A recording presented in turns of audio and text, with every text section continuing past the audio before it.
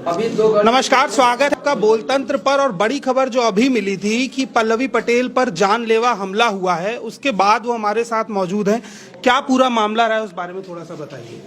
देखिए, क्योंकि आज मेरे लिए फुर्सत का दिन है, चुनाव प्रचार थमा हुआ है।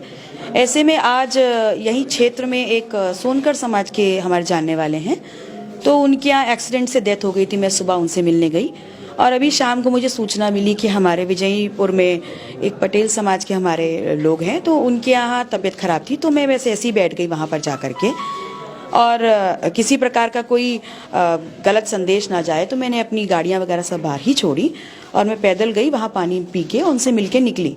इतनी देर में वहाँ पर साजिशन, वहाँ पर मेरी गाड़ी रोकी गई, वहाँ मेरी गाड़ी पे हमला किया गया, वहाँ मुझे गालियाँ दी गई वहाँ पर जाति सूचक।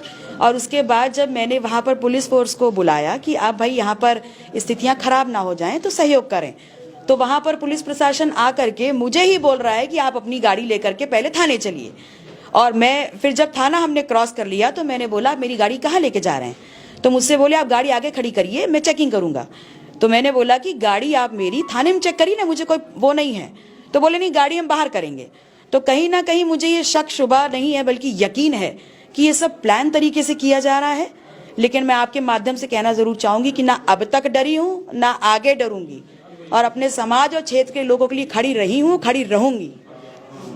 लेकिन ये जरूर कहूंगी कि कहीं कल सुबह का सूरज माननीय केशव मौर्य जी के लिए बहुत विपरीत ना हो जाए। एक सवाल और कि जैसे लगातार आप पिछले 3 दिनों से कहीं आपके कार्यकर्ताओं पर हमला हो रहा है, उसके बाद आप शराब की गाड़ी जब पकड़ी गई आप घटनास्थल पर खुद पहुंची, तो कहीं ना कहीं क्या ये सवाल भी ये जनता पूछ रही सिराथू की जो पुलिस का रवैया है, जो प्रशासन का रवैया है, वो एक तरफ झुकाव दिखा रहा है, कहीं ना कहीं ऐसा है? इस बात में कितनी सच्चाई है? निसंदेह कल रात को भी मैंने एक खबर दी और पूरी उसमें बताया कि ये लोकेशन है, यहाँ पर गाड़ियाँ खड़ी हुई हैं, यहाँ पैसा बट रहा है, उस पर कोई कार्रवाई नहीं हुई। आज सुबह ये सिराथू पे गेस्ट हाउस में वहाँ पर माननीय केशव मौर्य जी लगभग 150 गाड़ियों के साथ, 150 गाड़ियों के काफिले के साथ चाय पी रहे थे। मैंने उसकी रिपोर्ट भी करी। मैंने इस बात के लोकेशन पॉइंट्स भी दिए लिस्ट बना करके कि यहाँ पर बाहरी लोग अपने सरकारी गनर के साथ रुके हुए हैं, उसकी चेकिंग की जाए और बाहरी लोगों को भगाया जाए। उस पर भी कोई एक्शन नहीं किया जा रहा है। तो मैं चुनाव आयोग से भी पूछना चाहती हूँ कि एक्चुअली चुनाव आयोग की जो लिमिटेशंस हैं वो सिर्फ हमारे लिए हैं या भारतीय जनता पार्टी के प्रत्याशी और उनके लोगों के लिए भी हैं? जैसे पिछले 10 दिन से लगातार आप ये आरोप लगा रही हैं कि पैसा बांटा जा रहा है, क्या उन 10 दिनों में एक भी दिन पुलिस की तरफ से ऐसा हुआ है कि आपकी बताई गई लोकेशन पर जांच की गई हो या कोई कार्यवाही की गई? देखिए, पहली चीज तो होता है कि 10-10 बार कॉल करो, तो उसके बाद होता है लोकेशन बताइए, लोकेशन बताइए।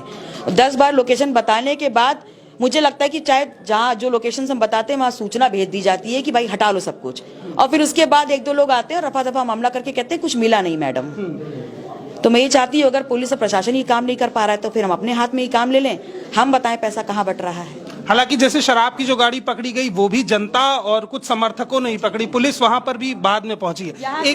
यहाँ से बहुत दूर की बात नहीं, यहाँ पूर्व जिला पंचायत अध्यक्ष हैं जो अपने घर पे बैठ के पैसा बांट रहे हैं और ये प्रशासन की जानकारी में है, उसके बाद भी इस पे कोई एक्शन नहीं हो रहा है। एक आखिरी सवाल और लेना चाहूंगा कि जैसे आज हम भी सुबह से देख रहे हैं, मध्य प्रदेश हो, महाराष्ट्र हो, गुजरात हो, सभी जगह की गाड़ियां लगभग दहाई की संख्या में सुबह से हम देख चुके हैं। इन गाड़ियों को लेकर क्या कोई सूचना दी गई है कि इस जगह पर बाहर के प्रदेश से लोग चुनाव के समय आकर क्यों रुक रहे हैं? जी, बाकायदा मैंने पूरी लिस्ट दी है, लोकेशन लिख करके, और मैंने बोला है कि यहाँ पर बाहरी लोग हजारों की संख्या में रुके हुए हैं और उस पर कृपया कार्रवाई की जाए।